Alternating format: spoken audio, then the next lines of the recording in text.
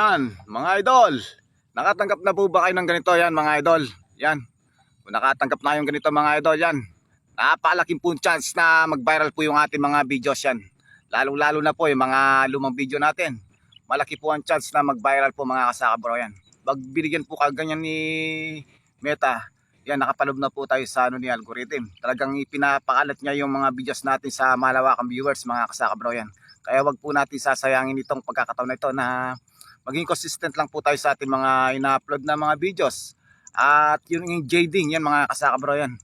Para po lalo pang tumaas po yung ating chance na mag-viral po yung ating mga videos yan. Dahil po sa base po ng aking experience, nakatanggap po ako ng ganyan.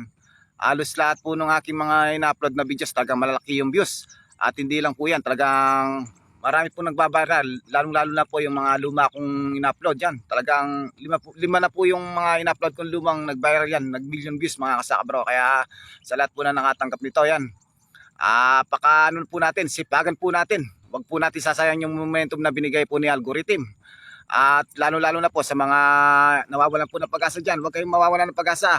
Ano lang po, sipag lang po sa pag-upload at maging consistent lang po sa atin yung ginagawa yan. At darating at bibigyan po tayo ng algorithm para mapasin po tayo mga kasakabro. Gusto tayo lagi tayong active. Yan, sa pag-upload. Huwag natin pong isipin na wala na po tayong pag-asa. Lahat po ng bagay pinaghihirapan. Kaya sa lahat po ng mga makakapanood dito, pakishare na lang po yung ating videos para po maging maging waran nila yung itong videos na to para isang kalaman po sa nila para po maging sumipag pa po sila sa pag-upload ng mga videos yan mga kasakabro yan. Dahil si kasakabro sa base po na kayong experience yan talagang ilang beses na po yung nagbabaral niya sa isang buwan yan. Naka-anim na sunod po. Yan, tignan nyo naman po kahit pasukin nyo po yung bahay ko talagang napataas po yung mga views na binigay po dahil po sa nakapasok na po tayo sa ni algorithm. Kaya wag po natin sasayangin mga kasakabro yan.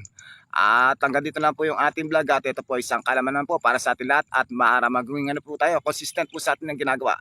At po sa po paki-subscribe na lang po yung page ni Kasakabro para lagi kayo updated sa kanyang mga videos. At hanggang dito lang po. Thank you very much. Thank you for watching.